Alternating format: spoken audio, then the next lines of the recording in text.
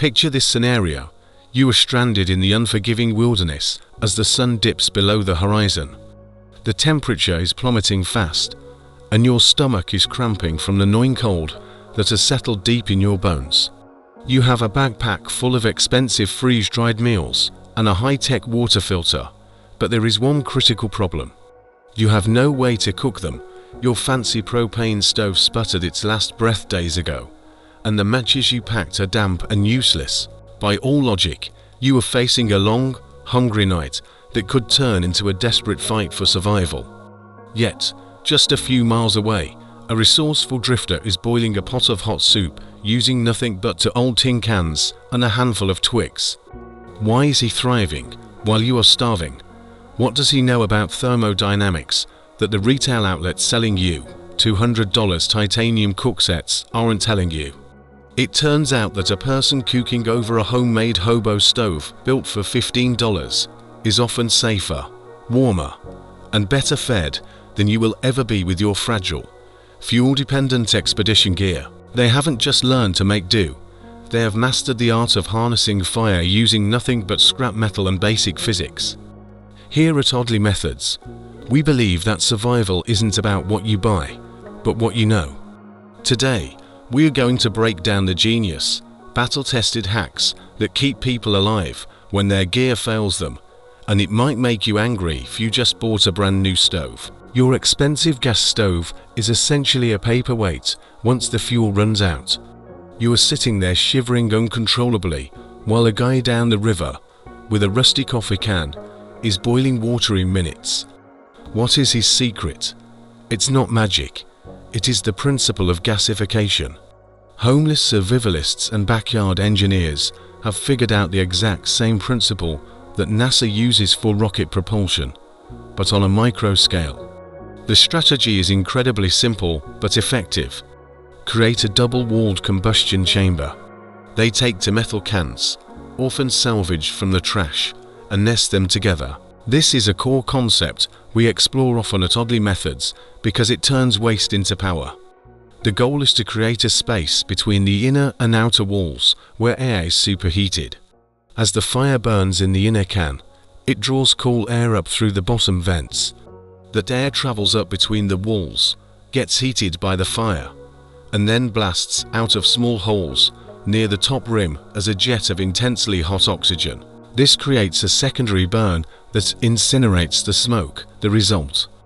A roar of blue flame that is hotter, cleaner, and more efficient than an open fire, powered by nothing but dead twigs. Think about the math. A steel coffee can cost nothing. A soup can for the inner liner is free. For a total investment of $0, you have created a cooking system that scientifically outperforms those $150 wood-burning stoves sold in camping catalogs. However, even with a roaring fire, most people make a critical mistake. They forget about the fuel density. Thermodynamics teaches us that energy is stored in mass. In a survival situation, you cannot afford to carry heavy fuel, and finding dry wood in a rainstorm is a nightmare. This brings us to hack number 2, creating the infinite fuel source. Your environment is a battery waiting to be tapped. The solution used by the streets is genius. Look for pine resin or fat wood in dead tree stumps. Boom, suddenly, you have a fuel source that burns hot enough to ignite even damp wood. Here at Oddly Methods, we love showing you how to find energy where others see nothing. Pine resin is packed with volatile oils. You can scrape it from the bark of evergreen trees, mix it with crushed charcoal from your fire, and form it into little bricks. These burn for a long time and can start a fire in a downpour. But here is the pro technique. Don't just burn the wood, gasify it. If you pack your stove tightly with small sticks, standing up vertically like a log cabin, the fire burns from the top down. This preheats the fuel below, releasing gases that burn in those secondary jets we talked about. This toplet updraft method is the secret to a smokeless fire that conserves energy. Commercial stoves require you to buy expensive alcohol or gas canisters. The do-it-yourself version runs on forest debris and performs almost identically. But here is the terrifying truth that catches most people off guard. The real enemy of a survival fire is not the rain, it is the wind. We move on to hack number 3, defeating the heat thief. The wind is a relentless, invisible force that strips heat away from your pot faster than you can generate it. You could have the best fire in the world, but a stiff breeze will kill your boil time and leave you exposed. So what do you do when you can't afford a windscreen? You turn to trash that is actually treasure. Aluminum flashing or a simple cookie sheet. It sounds too simple to be true, but seasoned survivors know that a proper windscreen can have your cooking time. Look closely at the physics. Without a windscreen, your heat dissipates sideways. With a windscreen, you create a microclimate around your pot. In technical terms, you are increasing the dwell time of the hot gases against the metal. The difference is efficiency. The gold standard here is to wrap the windscreen around the pot, leaving a small gap of about half an inch. This channels the heat up the sides of the pot, acting like a chimney. This is the kind of practical physics that we cherish at Oddly Methods. However, there is a catch. If you wrap it too tight, you starve the fire of oxygen. The fix is simple. Punch holes near the bottom of your windscreen to allow air intake. A proper setup like this can boil water in half the time. That is the difference between a hot meal and a cold, miserable night. Just remember to use a rock or a stick to prop it up if the ground is uneven. Now that we have secured the flame, let's talk about the vessel. Hack number 4. Your pot is a conductor, and you are likely wasting its potential. Most people stick a pot on the fire and wait. That is a waste. You need to increase the surface area, catching the heat. First, look at the bottom of your pot. It is smooth and slippery, but you can hack it. By roughing up the bottom with a rock or sandpaper, you create turbulence, which improves heat transfer. But here is a piece of black magic knowledge that street-smart survivors use. The rock trick. Find a smooth, flat rock that fits inside your pot. Heat it in the fire until it is scorching hot. Then use sticks to drop it into your water. This sounds strange, but it is physically brilliant. Stone holds heat much longer than water. By plunging a hot rock into your container, you are introducing a massive thermal battery that boils water from the inside out. This works far better than waiting for a fire to heat a thin metal wall. Speaking of containers, let's talk about food safety. Most people cook their food and then let it sit. That is a waste. If you pull your pot off the heat, but wrap it in your spare clothing or a sleeping bag, it continues to cook for another 20 minutes.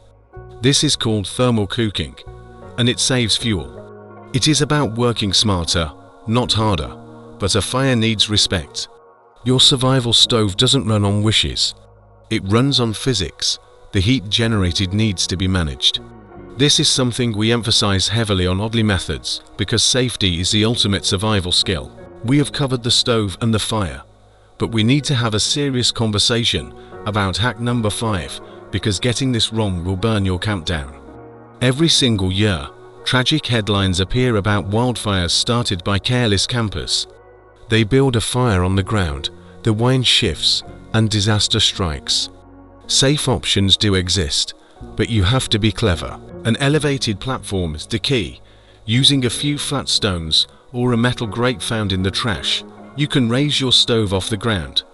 This prevents the earth from wicking away your heat and protects the soil from scorching. It is portable safety with zero cost. Then there is the reflector wall. You build a small wall of rocks or logs behind your stove.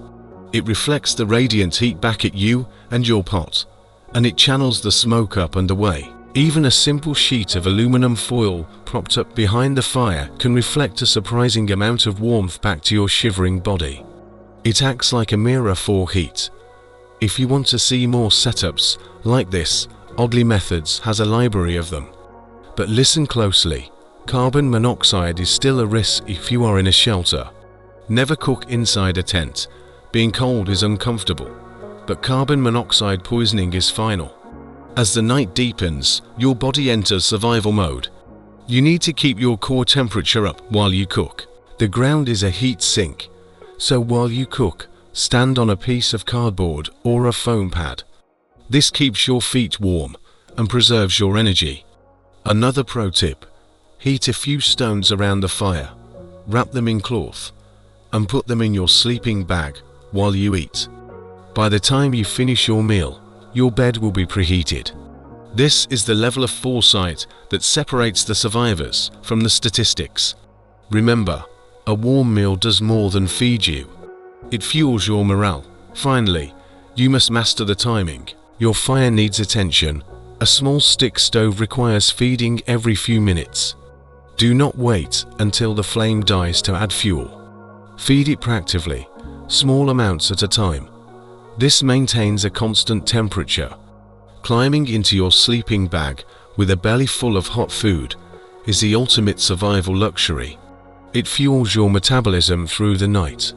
Some survivalists even keep a small pot of water simmering all night on a bed of coals inside a stone ring. It adds humidity to the air and provides instant warmth if you wake up shivering. 30 seconds of maintenance in the dead of night can save your comfort. Then the sun rises, your stove, cooled down and packed away, leaves no trace. You pack out your ash and scatter the stones. This is battle-tested knowledge. It comes from people who bet their lives on these techniques every single night. These are hacks born from necessity, developed by people society often overlooks. But their wisdom, their understanding of thermodynamics and resourcefulness could one day save your life. The next time you struggle with expensive gear that fails, remember the $15 hack. Thanks for watching this video from Oddly Methods. If you found these survival insights valuable, make sure to hit that like button. It really helps the channel. And if you want to learn more Oddly Methods for the wild, hit subscribe before the cold sets in.